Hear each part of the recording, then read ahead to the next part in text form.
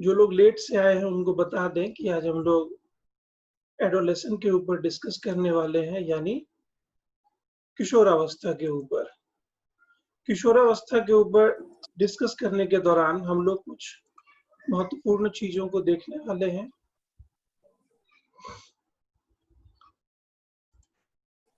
और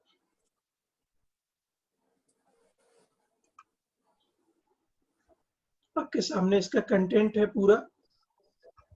सबसे पहले इसके इंट्रोडक्शन को हम लोग देखेंगे, इसके बाद इसके डेवलपमेंटल कैरेक्टरिस्टिक्स को, और लास्ट में एजुकेशन इन एडोलेसेंट। इन 3 चीजों के ऊपर हम लोग डिस्कस करने वाले हैं आज।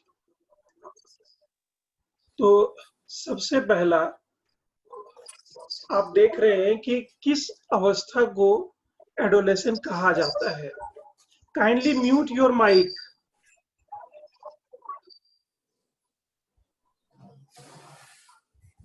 तो 12 से 18 वर्ष की उम्र किशोरावस्था या एडोलेसेंट कही जाती है।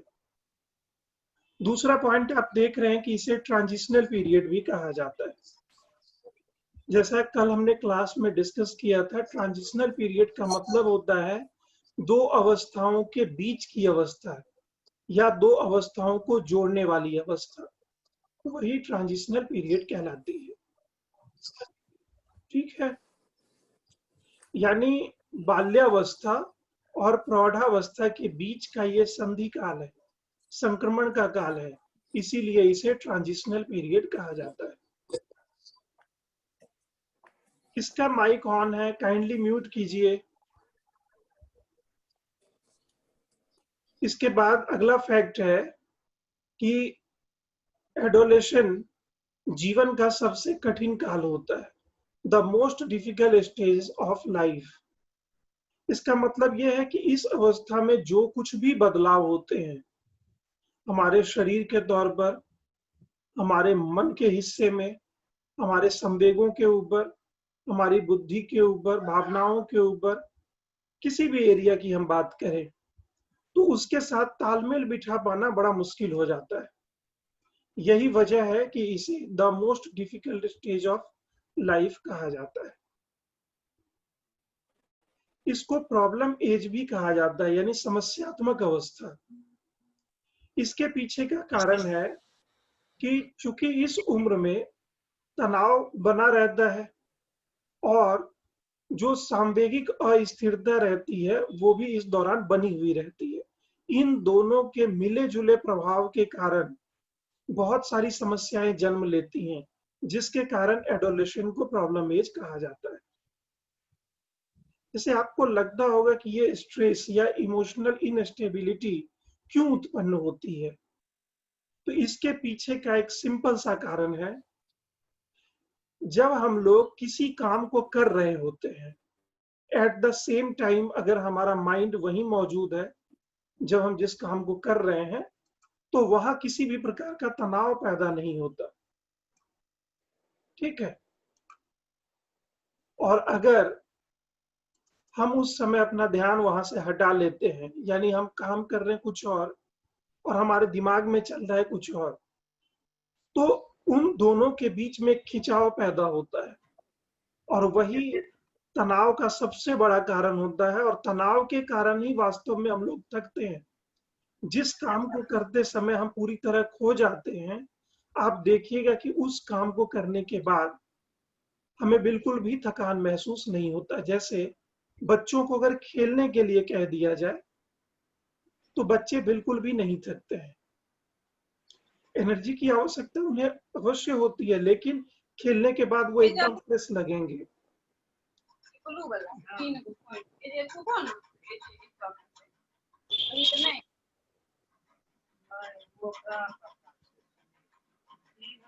What is happening? Kindly mute your mic.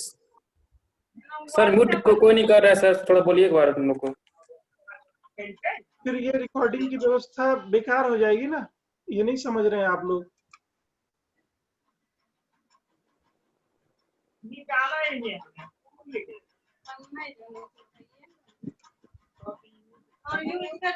तो पता नहीं अब कौन मैसेज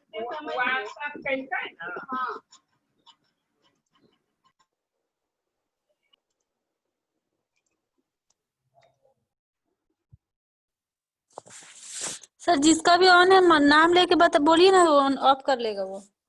नाम तो यहाँ पर सिर्फ मोबाइलों के हैं, किसी का रेडमी है, किसी का कुछ है, किसी का ऑनर एन लाइट है, किसी का केबी है, क्या बताएं। It's a really embarrassing situation कि मैंने सबको बोला था, और ये रिकॉर्डिंग है, मैं डालूंगा इस रिकॉर्डिंग को। मैंने सबको बोला था वीडियो ऑन रखना है ताकि मुझे ये पता चले कि कौन किस कंडीशन में क्लास कर रहा है। और अब सिर्फ आप लोग ही नहीं बल्कि आपसे जुड़े हुए जितने भी लोग हैं वो देखेंगे इस चीज को। और दूसरी बात है कि अगेन एंड अगेन मैं बोल रहा हूँ माइक को म्यूट रखने के लिए, फिर भी आपके बैकग्राउंड से साउंड आ रहा है। ठीक है, एज यू विश।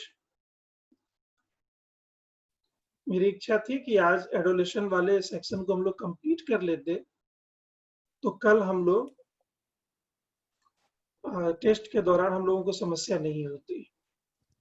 बाकी सर आपकी जो इच्छा। बात का सर फ्लो नहीं कर रहा है, सर जो बात सुन नहीं रहा है, म्यूट नहीं कर रहा है, चाहे कर रही है तो उन लोग हटाइए सर वहां से। ऐसा करना किस हद तक सही रहेगा? कोई छोटे बच्चे तो है नहीं, हम सिर्फ रिक्वेस्ट कर सकते हैं। ठीक है, तो सर बार बार आप बोल रहे हैं तो उन लोग मान नहीं रहा है चीज को, तो क्या कीजिएगा सर?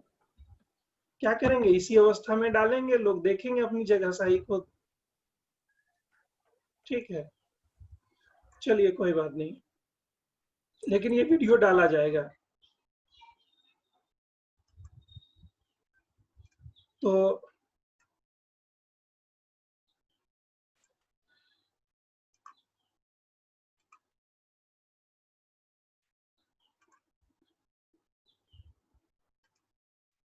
यहाँ पर हम लोग देख रहे हैं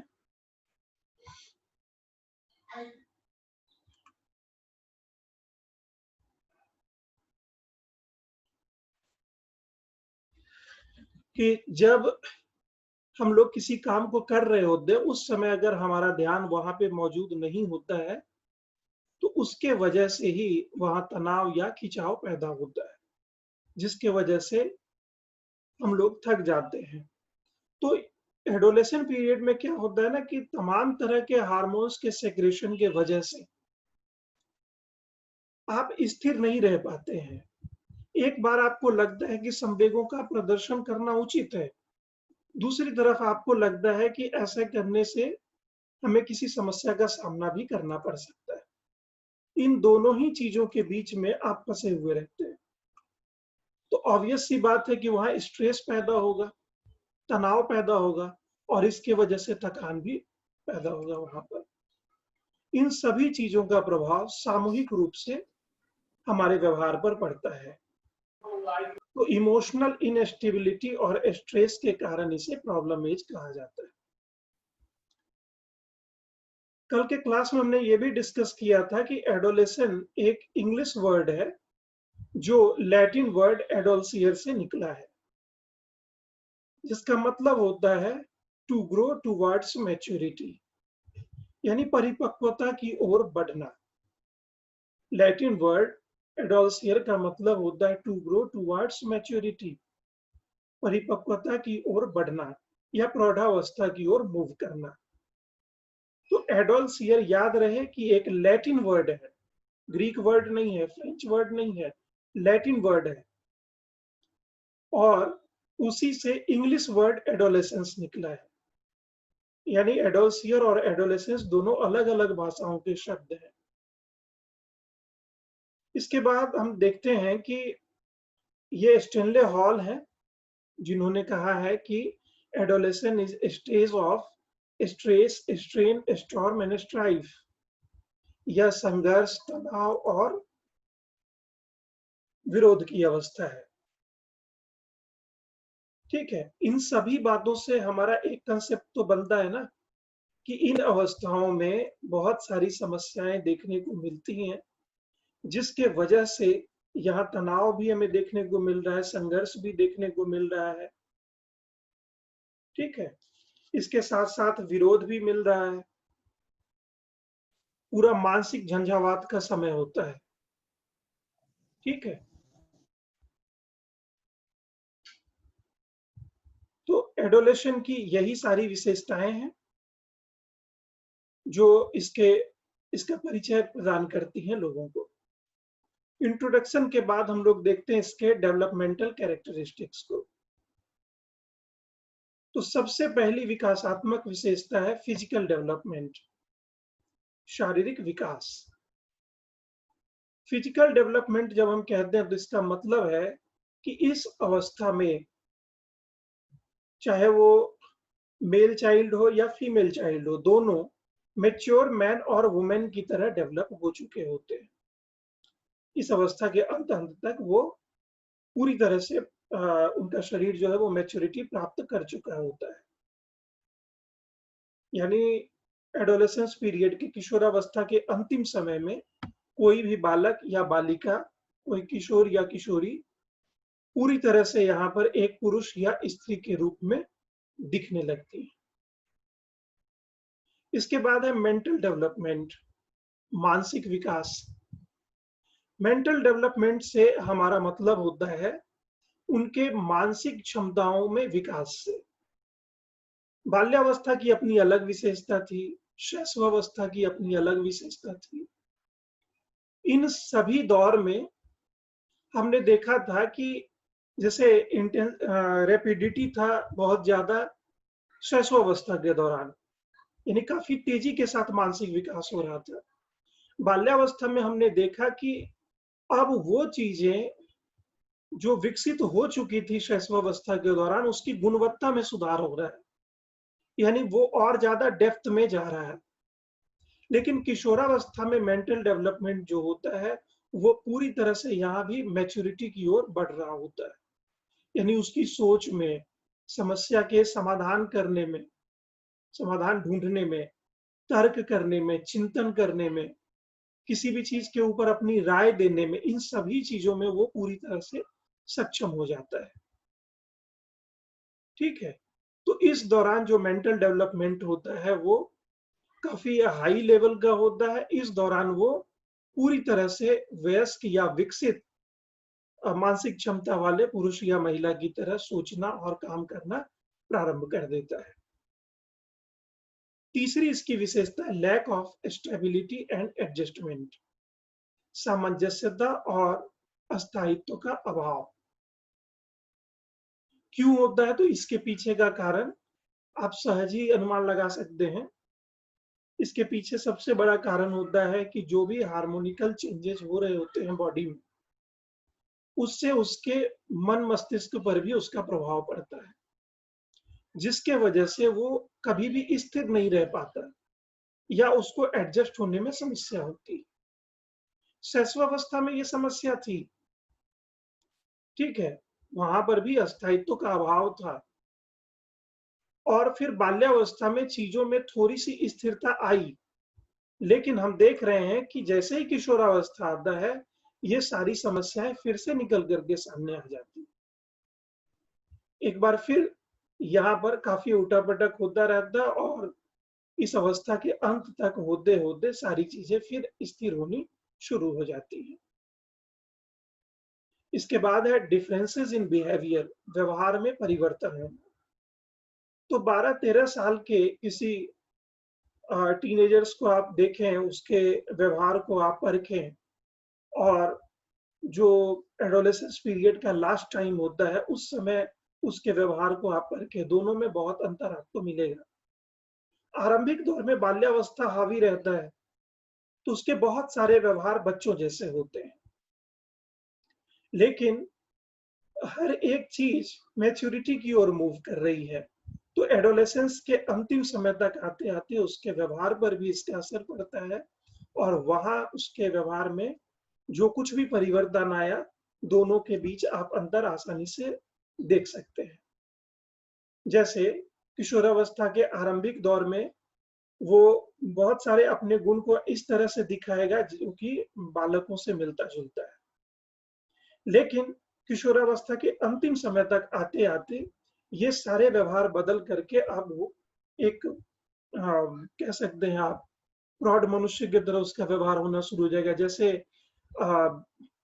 चाइल्डहुड के लास्ट पीरियड में आपने देखा था कि अपने समूह के साथ खेलना या समय बिताना, इन सारी चीजों को देखने के लिए मिल रहा था। उसके साथ एमलेस एक्सकर्शन की जो विशेषता थी वो हम वहां पर देख रहे थे।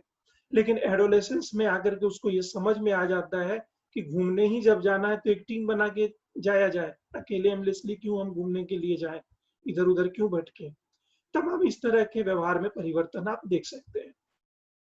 इसके बाद हमारा अगला पॉइंट है फास्ट फ्रेंडशिप। अब जैसे बात होता है ना बच्चों से, उस समय सुनिएगा, जो जनरली +2 वगैरह के बच्चे हैं, वो फ्रेंड नहीं, बेस्ट फ्रेंड और फास्ट फ्रेंड, ये 2 तरह के टर्म्स यूज करते हैं। ठीक है, जिगरी दोस्त, ठीक है, इसको शुद्ध हिंदी के प्रेमचंद की भाषा में अगर हम लोग कहें तो लंगोटिया यार। इस तरह का मतलब कह सकते हैं कि उनमें फ्रेंडशिप की भावना इतनी ज्यादा प्रबल होती है कि उनके फ्रेंड्स को आप अगर कुछ कह रहे हैं, जैसे कुछ नेगेटिव टर्म्स यूज करते हैं कि अपने फालतू दोस्तों के साथ घूमते रहते हो, तो तुरंत वो उसका अपोज करेंगे, मेरे फ्रेंड्स को फालतू मत कहिए, मुझे जो कहना है कहिए। इतनी जबरदस्त फीलिंग्स अपने फ्रेंड्स के प्रति इस अवस्था में होती है। ठीक है, इस अवस्था में आप देखेंगे जनरली कोई भी टीम है, उसके सारे मेंबर अपने दोस्तों के प्रति काफी समर्पित होते हैं। इसके बाद एक और विशेषता देखने को मिलती है, changes in stability in interests. तो शैशवावस्था में जिस तरह से लगातार उनका बदलता रहता था इच्छा, कभी ड्राइंग में उनको मजा आ रहा था तो कभी पेंटिंग में मजा आ रहा था, कभी लूडो के लिए जिद कर रहे थे तो कभी वीडियो गेम की डिमांड कर रहे थे। ठीक वैसा ही एक दौर किशोरावस्था के दौरान भी आता है, जब वो लगातार चीजों में अपने इंटरेस्ट में परिवर्तन करते रहते हैं। कुछ दिनों तक क्लब जाएंगे, ठीक है, शाम के समय में लाइट जला के कैरम बोर्ड खेलना इनको पसंद होगा, तो फिर कहेंगे कि कैरम बोर्ड बहुत बोरिंग हो गया, चलो बैडमिंटन खेलते हैं। फिर कभी जिम जाएंगे, जिम जाने का भी सनक इसी उम्र में सवार होता है जनरली। इसके साथ साथ जो बाइक वगैरह पे स्टंट दिखाने की कला है, तो स्थिरता किसी में नहीं रहेगी। तमाम तरह के इनके इंटरेस्ट बदलते रहेंगे। ये सिर्फ लड़कों के लिए नहीं है, लड़कियों के लिए भी है। तमाम तरह के इंटरेस्ट में परिवर्तन आता रहता है इस दौर में, यानी स्थिरता का अभाव यहाँ पर है। इसके बाद है मैच्योरिटी ऑफ सेक्स इंस्टिंक्ट। इससे हमारा तात्पर्य है कि जैसे शैशवावस्था में हमने देखा था कि सेक्स इंस्टिंक्ट वहां पर प्रबल रूप से सामने आ रहा था, यहाँ पर एक बार फिर बाल्यावस्था में वो मंद पड़ जाता है, किशोरावस्था में एक बार फिर वो उभर करके सामने आता है। लेकिन यहाँ पर जो भी बदलाव हो रहे हैं सेक्स इंस्टिंक्ट के रेफरेंस में मैं बोल रहा हूँ, तो ये भी उसके मैच्योरिटी के लेवल की ओर उनको ले जा रहा है। यानी किशोरावस्था का अंतिम समय तक होते होते बालक हो या बालिकाएं हो, दोनों ही संतान उत्पत्ति में सक्षम होते हैं। तो ये शैशवावस्था वाले स्वरूप से बिल्कुल अलग टाइप का होता है। इसके बाद है importance of group. Importance of groups का मतलब है कि वो अपने समूह को बहुत ज्यादा महत्व देते हैं, अपने समूह के प्रति डिवोटेड होते हैं। जैसे कोई काम करना हो तो बढ़ चढ़ करके उसमें हिस्सा लेंगे, अपने सभी दोस्तों के साथ वो अपने अनुभव को साझा करना चाहेंगे। किसी समस्या का समाधान अगर करना हो तो सभी मिल करके समान रूप से एफर्ट लगाएंगे। ठीक है, इसके पहले की अवस्था में ये बोध बिल्कुल ही सामान्य स्तर पर होता है। बाल्यावस्था में हमने देखा था सामूहिकता की भावना विकसित होने लगती है, लेकिन वो सामान्य स्तर पर होती है, यहाँ पर ये विशिष्ट स्तर पर आ जाती है। लेकिन इसके बाद एक परिवर्तन आता है। इसके बाद परिवर्तन जो आता है उसको सोशियोलॉजी में हम लोग सोशल लोफिंग के नाम से जानते हैं। सोशल लोफिंग एक टर्म है सोशियोलॉजी का, जो साइकोलॉजी से ही रिलेटेड है। सोशल लोफिंग का मतलब होता है, जैसे एक वर्ड हम लोग हिंदी में यूज करते हैं लोफर, इसका मतलब होता है वांडरर, या जो रोमिंग पे रहता हो, घूमता रहता हो, एमलेसली घूमता रहता हो। ठीक है, या उसको और थोड़ा सा हम उसको हिंदी में देखें तो इसका मतलब होता है काम से भागना। तो सोशल लोफिंग का मतलब होता है कि सामाजिक काम से भागने की प्रवृत्ति। तो ये किशोरावस्था में बहुत कम देखने को मिलता है, इसके बाद की अवस्था में वो आती है।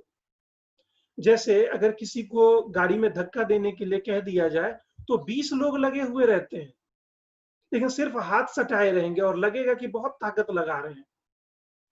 जैसे प्रेयर अगर हो रहा हो तो सिर्फ होंठ को हिला रहे होंगे, ठीक है, ताकि लगे कि हम भी कंट्रीब्यूट कर रहे हैं, लेकिन वास्तव में उनका कंट्रीब्यूशन नहीं होता है। वही है सोशल लोफिंग। तो यहाँ पर सोशल लोफिंग दिखने को नहीं मिलती है। यहाँ पर ये ग्रुप को इंपॉर्टेंस देते हैं, उसके लिए कुछ भी काम करने के लिए तैयार होते हैं। अब एक मजेदार प्रश्न आपके मन में उठ सकता है कि सोशल लोफिंग से कैसे निपटा जा सकता है। बहुत आसान तरीका है इसका। बहुत सारे छोटे छोटे ऐसे ट्रिक्स हैं, टेक्निक्स हैं, जिसके द्वारा आप किसी भी स्टूडेंट या किसी भी व्यक्ति में सोशल लोफिंग की जो भावना है उससे उसको बाहर निकाल सकते हैं। जैसे अगर अभी गाड़ी को धक्का देने वाली ही बात है तो उसी पे आते हैं कि गाड़ी को धक्का देना हो, ड्राइवर किसी भी कास्ट का, किसी भी रिलीजन का बैठा हुआ, कोई फर्क नहीं पड़ता आपको, ठीक है। लेकिन अगर एट द सेम टाइम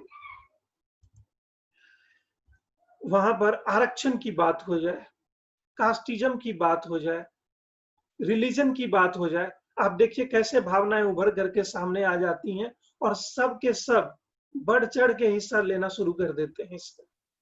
तो सोशल लोफिंग से निपटने के बहुत सारे टेक्निक्स हैं, उसको हम लोग फिर कभी डिस्कस करेंगे। तो यहाँ हमने देखा इंपॉर्टेंस ऑफ ग्रुप। इसके बाद हमारा अगला पॉइंट है feelings of independence and revolts.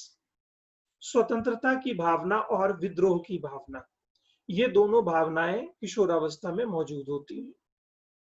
स्वतंत्रता और विद्रोह की भावना, इसका मतलब होता है कि इस अवस्था में ये स्वच्छंद रहना पसंद करते, किसी भी तरह का रोक टोक इनको पसंद नहीं होता है। अगर इनके स्वतंत्रता पर किसी भी प्रकार का बंधन लगाने का या अंकुश लगाने का प्रयास किया जाता है तो ये विद्रोह करने से भी नहीं चूकते हैं, ठीक है। तो इस उम्र के बच्चों के लिए जब आप शिक्षा की व्यवस्था करेंगे तो एक चीज ध्यान रखेंगे कि इनकी स्वतंत्रता का सम्मान करते हुए इनको अनुशासित रखना होगा। आप इनको पनिशमेंट दे करके जगह पर नहीं ला सकते हैं, समझा बुझाकर, बहला फुसला करके ही इनसे काम लिया जा सकता है। इसके बाद है फीलिंग्स ऑफ सोशल सर्विस। इस अवस्था में समाज की सेवा करने की भावना भी काफी प्रबल होती है। इस उम्र में अगर कोई सोशल वर्क है, कोई कम्युनिटी सर्विस से रिलेटेड वर्क है, तो ऐसे भी आप देखें कि युवा लोग ज्यादा इसमें भाग लेते हैं, ठीक है। अभी आने वाला है दुर्गा पूजा का समय, आप देखिए कि जितने भी दुर्गा पूजा पंडाल हैं वहां पर जितने भी वर्कर्स मिलेंगे, कार्यकर्ता मिलेंगे, वो सब के सब जनरली किशोरावस्था वाले ही होते हैं। जो इसको पार कर चुके होते हैं उनका काम अब मार्गदर्शक मंडल में हो जाता है, मार्गदर्शन देना ही उनका काम रह जाता है बस, ठीक है। लेकिन टेंट लगाना, उसको डेकोरेट करना, भीड़ को कंट्रोल करना, लाइटिंग की व्यवस्था करना, चंदा करना, ये सब कुछ तो आप देखेंगे कि सोशल सर्विस, हालांकि सोशल सर्विस इससे थोड़ा अलग हट करके है। जैसे समाज में किसी तरह की समस्या है, वहां पर अगर कोई कार्यक्रम चलाया जा रहा है तो वहां पर भी ये लोग बढ़ चढ़ करके हिस्सा लेते हैं। तो ये बहुत बड़ा ह्यूमन रिसोर्स है जिसको हम लोग अपने शिक्षा व्यवस्था के दौरान सही तरीके की ट्रेनिंग दे करके इसका बेस्ट यूज ले सकते हैं। इसके बाद अगला पॉइंट है हमारा faith in God and religion. तो शुरुआती दौर जो होता है उसमें भगवान के प्रति या ईश्वर के प्रति आस्था नहीं देखने को मिलती है, या धार्मिक परंपराओं के प्रति जो इनका जो सम्मान है वो कम देखने को मिलता है आरंभिक दौर में। लेकिन जैसे जैसे किशोरावस्था का अंतिम समय आता है तो इन्हें भगवान में विश्वास भी होता है और अपने धर्म की मान्यताओं पर भी इनकी आस्था दृढ़ होती चली जाती है। यही वो उम्र है जब आप देखेंगे कि किसी भी प्रकार का अगर कम्युनल राइट्स वगैरह होता है तो ये उम्र वाले बच्चे उसमें ज्यादा भाग लेते हैं। इसके साथ साथ आप देखेंगे कि यही वे लोग हैं जिनको बरगलाना ज्यादा आसान होता है। आपने देखा होगा वो मुंबई अटैक में पकड़ाया था कसाब, आमिर अजमल कसाब।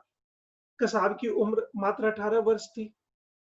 निगेटिव सेंस में मैंने एक एग्जांपल लिया, पॉजिटिव सेंस में भी हम ले सकते हैं। बहुत सारे ऐसे आपको एग्जांपल्स अपने आस पड़ोस में मिल जाएंगे जो ये दिखाते हैं कि किशोर जो होते हैं वो अपने धर्म और अपने ईश्वर के प्रति बहुत ज्यादा समर्पित हो जाते हैं, और जिसकी वजह से इस तरह के किसी भी एक्टिविटी में, चाहे वो पॉजिटिव हो या निगेटिव, दोनों में काफी बढ़ चढ़ करके हिस्सा लेते हैं। फिर है फीलिंग्स ऑफ हीरो वर्शिप, यानी नायक पूजा की भावना। फीलिंग्स ऑफ हीरो वर्शिप, नायक पूजा की भावना।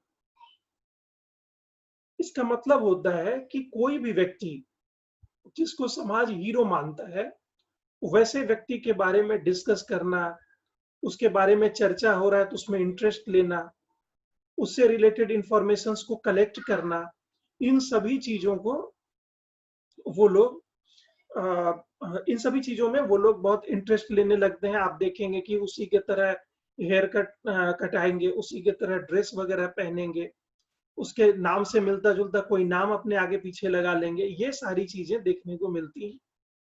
ठीक है, अब वो फिल्मी हीरो से लेकर के सोसाइटी का हीरो भी हो सकता है, और सोसाइटी किसको अपना हीरो मानता है ये उस सोसाइटी के सोच पे डिपेंड करती है। ठीक है, किसी समाज में ऐसा भी देखने को मिलता है जहां पर जो क्रिमिनल माइंडेड टाइप के लोग होते हैं उनको बहुत ज्यादा ग्लैमर के साथ उनका नाम लिया जाता है। तो अब उस सोसाइटी में आप देखेंगे कि ऐसे लोगों का बहुत ज्यादा चर्चा होता है, और किशोर वगैरह उसके आगे पीछे ज्यादा मंडराते हुए नजर आएंगे। तरह तरह के आर्म्स वगैरह को देख करके ही उसके पीछे फिदा हो जाते हैं। बहुत सारे जगहों पर आप देखेंगे कि सरकारी नौकरी में जो लोग हैं उनको देख करके उनके मन में ग्लैमर आता है। तो जैसे आईएएस आईपीएस इन लोगों को देखते हैं, या बड़े बड़े ओहदे पर बैठे हुए किसी व्यक्ति को देखते हैं, और वो समाज अगर उनको हीरो मान रहा है तो उससे रिलेटेड इंफॉर्मेशन को कलेक्ट करेंगे, उसकी कहानियों में उसके चर्चे को, अगर उससे रिलेटेड न्यूज़पेपर में कुछ आया है तो ऐसे न्यूज़पेपर नहीं पढ़ेंगे, लेकिन अगर उसकी खबर छपी है तो जरूर उसको पढ़ेंगे। हो सकता है उसका कटिंग भी अपने पास रखते हो। तो ये सभी चीजें देखने को आपको मिलेंगी। ये फिल्मी हीरो से लेके समाज के वास्तविक हीरो तक ये बात लागू होती है। इसके बाद है feelings of self respect. Adolescence period में सेल्फ रेस्पेक्ट की भावना भी काफी प्रबल होती है। अगर उनके आत्मसम्मान को चोट पहुंचता है तो काफी गहरा असर उनके ऊपर पड़ता है, और ये उनके व्यवहार को बहुत हद तक प्रभावित कर देता है। तो उनके आत्मसम्मान की भावना का ख्याल रखते हुए हमें शिक्षा की व्यवस्था करनी होती है। ठीक है, ज्यादा डांट डपट नहीं करना है। एडोलेसेंस पीरियड वाले जो बच्चे हैं उनको आप ऐसा नहीं कह सकते कि चलो एक हाथ का डिस्टेंस लेते हुए लाइन लगा लो, उनको बुरा लग जाएगा। आप उनको कह सकते हैं कि आप ऐसा दिखिए, या इस तरीके से आप लाइन में खड़े रहें ताकि एकदम डिसिप्लिन लगे और देखने वाले को भी अच्छा लगे। तो बात उनके प्रेस्टीज पे आ जाती है, वो फट से वैसा ही लाइन लगा लेंगे। लेकिन अगर आप उनको पनिशमेंट दे करके कह रहे हैं कि नहीं यहाँ से सीधा लाइन लगो, तो फिर उनको लगता है कि कैसा टीचर, हम लोगों को अभी डांट देता है, हम लोग जबकि बड़े हो गए। तो सेल्फ रेस्पेक्ट की भावना उनके अंदर होती है, उसका ध्यान रखना है। जैसे अभी आपके क्लास में हो रहा है, आपके सेल्फ रेस्पेक्ट का सम्मान रखते हुए मैं कोई भी कठोर स्टेप नहीं ले रहा। माइक म्यूट करने से लेकर के वीडियो ओपन करने तक के कंटेक्स्ट में मैं बोल रहा हूँ। ठीक है, इसके बाद है डेवलपमेंट ऑफ डेलिक्वेंसी, यानी आपराधिक मानसिकता का विकास। ठीक है, या आपराधिक प्रवृत्ति का विकास। तो चूंकि हीरो वर्शिप की भावना है, समाज में अपने आप को एक इंपॉर्टेंट व्यक्ति के रूप में प्रदर्शित करना है, तो इनको सबसे अच्छा उसका शॉर्टकट लगता है ऐसी चीजें जो कानून के दायरे से बाहर हो। ये इनका विकल्प नहीं होता। वास्तव में कानून की समझ बहुत कम होती है इनके पास।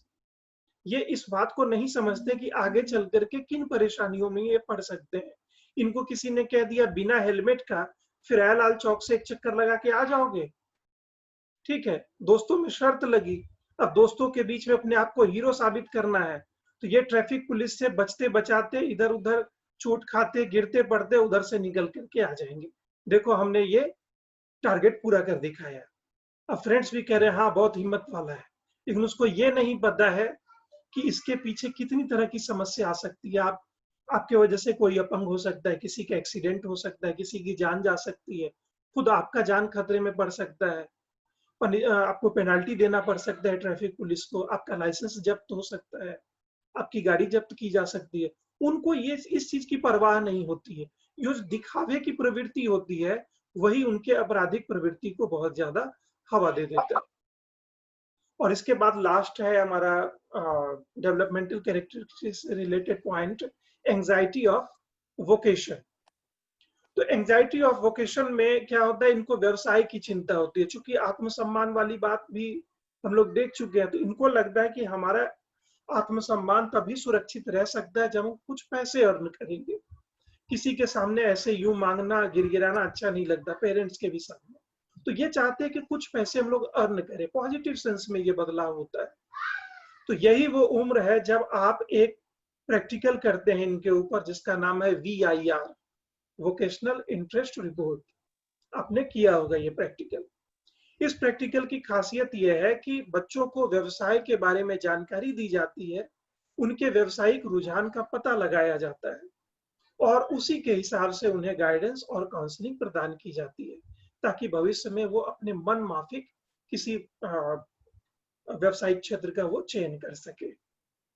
ठीक है, तो इस सत्र में हमने देखा अभी तक कि किशोरावस्था का परिचय और किशोरावस्था की विकासात्मक विशेषताएं क्या होती हैं। अगले सेशन में हम लोग देखेंगे किशोरावस्था में शिक्षा की व्यवस्था हमें किस प्रकार से करनी चाहिए। तो यहाँ से रिलेटेड अगर किसी के पास कोई डाउट हो, कुछ प्रश्न पूछना हो, तो बेझिझक आप पूछ सकते हैं, या फिर YouTube के चैट बॉक्स में आप इसको डाल दीजिएगा।